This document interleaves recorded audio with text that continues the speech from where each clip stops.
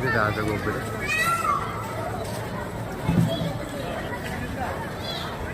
മുകളിൽ നമുക്ക് ചന്ദ്രനെ കാണാം.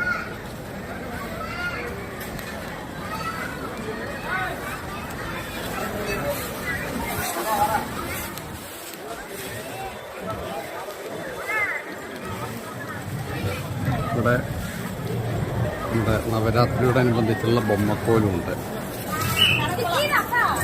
അതാണ് ഇവിടെ ഉള്ളത് മണ്ഡപത്തിൽ ബൊമ്മക്കോല് നല്ല ഭംഗിയിൽ എത്തിയിട്ടുണ്ട്.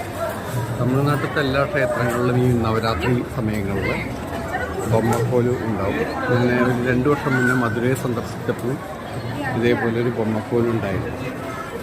അത് ഞാൻ അതിൽ യൂട്യൂബിലിട്ടുള്ളത്.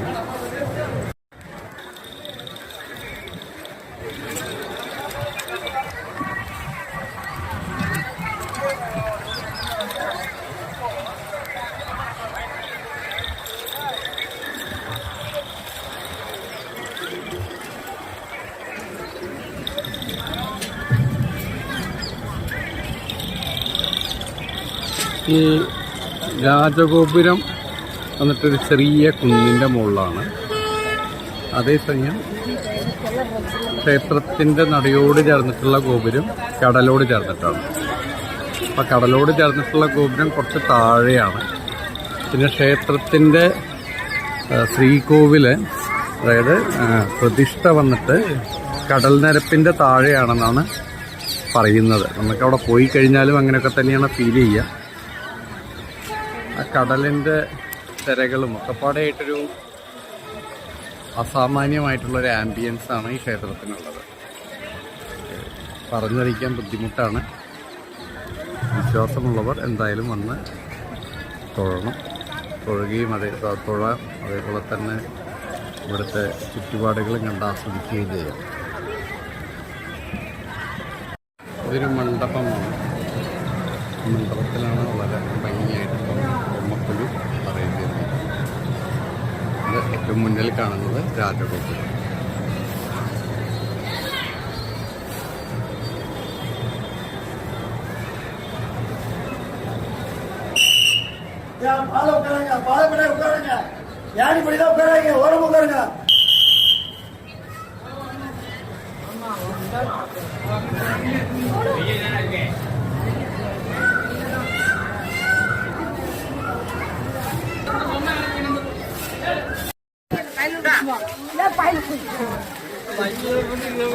ഒരു ഗണപതി കോവിലാണ്. ഇവിടെ വന്നിട്ട് നമ്മുടെ പഴനിയിലൊക്കെ ഉള്ള പോലെ സ്റ്റെപ്പ് കയറുന്നതിൻ്റെ മുന്നേ ഗണപതിനെ വണങ്ങിയിട്ടാണ് പോവുക. ഇവിടെ അതേപോലെ ഈ ഗണപതിനെ തൊഴുതിട്ടാണ് അമ്പലത്തേക്ക് പോകേണ്ടത് എന്നാണ് ഒരു വിശ്വാസം. തൃച്ചന്തൂർ ക്ഷേത്രത്തിലെ ഗജറാണിയാണത്. അതാ അതിൻ്റെ കൂട്ടിലേക്ക് കയറി പോവുകയാണ്. സ്വസ്ഥമായിട്ട് കൂട്ടിൽ കയറിയിരിക്കുകയാണ്. പശുവിനെ തൊഴുത്ത് കെട്ടണ പോലെ കൂട്ടിക്കെട്ടിരിക്കുകയാണ്. രാത്രിത്തെ കാഴ്ചകളാണ്.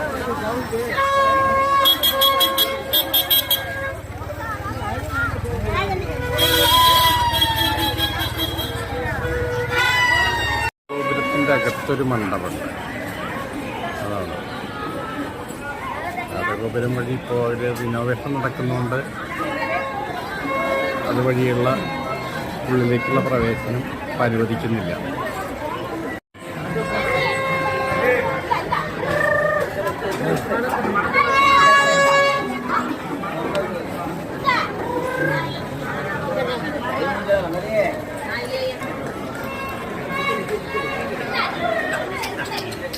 ബൊമ്മക്കൂടുകൾ രാത്രിയുടെ വെളിച്ചത്തിൽ ചെറുതായിട്ട് കാണിക്കാൻ വേണ്ടിയിട്ടാണ് ഇപ്പോൾ മൂടിയെടുക്കുന്നത്.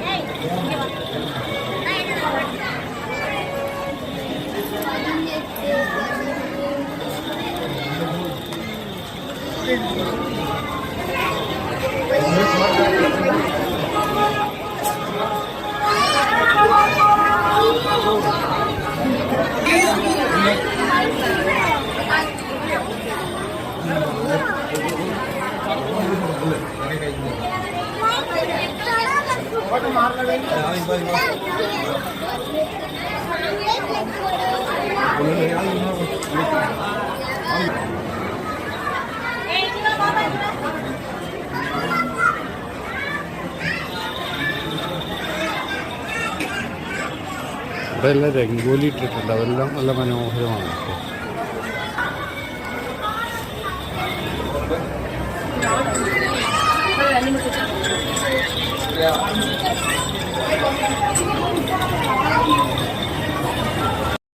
കാറ്റും കൊണ്ട് വിശ്രമിക്കാൻ പറ്റുന്ന രീതിയിൽ ഒരു ഗാലറി പോലെ ഉണ്ടാക്കിയിട്ടുണ്ട്. കുറേ വേപ്പും മരങ്ങളൊക്കെ വെച്ച് പിടിപ്പിച്ചിട്ടുണ്ട്. ഇപ്പം കടൽ തീരാണ്, എപ്പോഴും കാറ്റുണ്ടായിരിക്കും. പ്ലസ് ഈ നല്ലൊരു ആംബിയൻസ്. ഇവിടെ ഇങ്ങനെ ഇരിക്കുമ്പോഴൊരു സുഖം പറഞ്ഞറിയിക്കാൻ പറ്റില്ല, അത്ര സുഖമാണ്.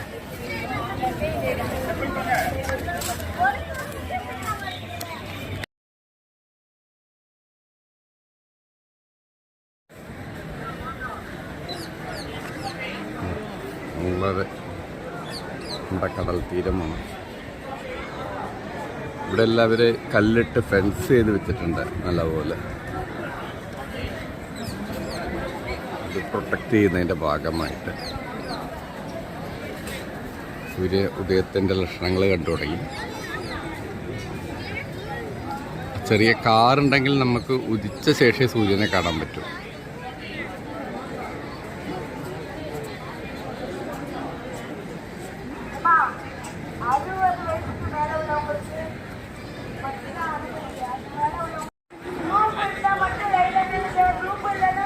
സൂര്യോദയം നോക്കാൻ വേണ്ടി ശ്രമിക്കുകയാണ്. അവിടെ ചെറിയ ക്ലൗഡ് ഉണ്ട്, അതുകൊണ്ട് ഉദയം കാണാൻ പറ്റുമോ അറിയില്ല. അവിടെ നോക്കിയറിയാൻ പറ്റും. ഇവിടെ ഇങ്ങനെ റെഡായി വരുന്നുണ്ട് ആകാശം. ഇനി മേഘങ്ങൾ മാറുന്നതോട് കൂടിയിട്ട് സൂര്യനെ നമുക്ക് ദൃശ്യമാവും.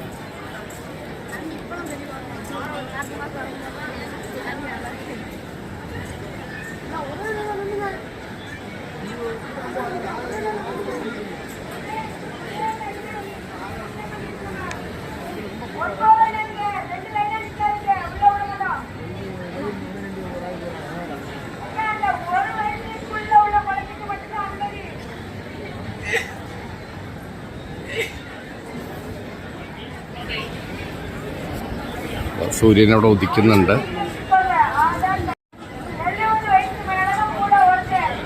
സൂര്യൻ ഉദിച്ചു കഴിഞ്ഞു, കാണുന്നുണ്ടാവുമെന്ന് വിചാരിക്കുന്നു.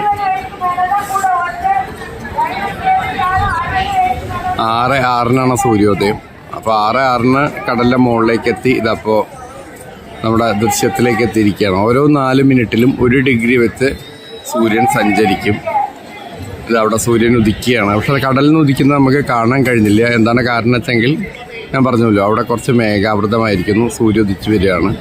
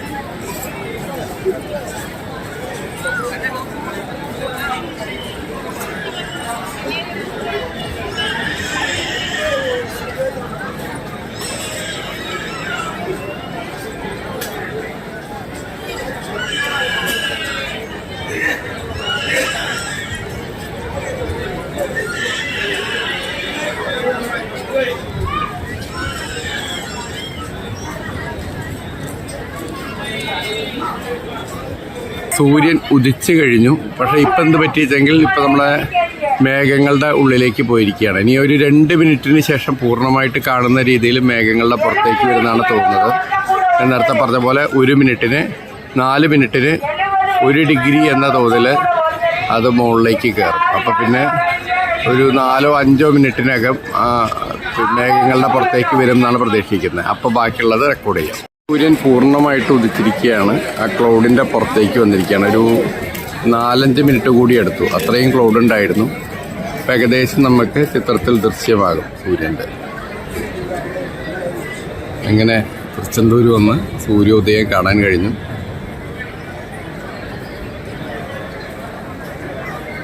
നമ്മൾ സാധാരണ കേരളത്തിലത്തെ കടൽ തീരങ്ങളിൽ നമുക്ക് ദൃശ്യമാകുന്നത് അസ്തമയമാണ്. സൂര്യോദയം കാണണമെങ്കിൽ ഇന്ത്യൻ മഹാസമുദ്രത്തിലേക്ക് വരണം. ബംഗാള്, അതേപോലെ തമിഴ്നാട്, ഈ ഭാഗങ്ങളിലുള്ള കടലുകളിലാണ് നമുക്ക് സൂര്യോദയം കാണാൻ സാധിക്കുക.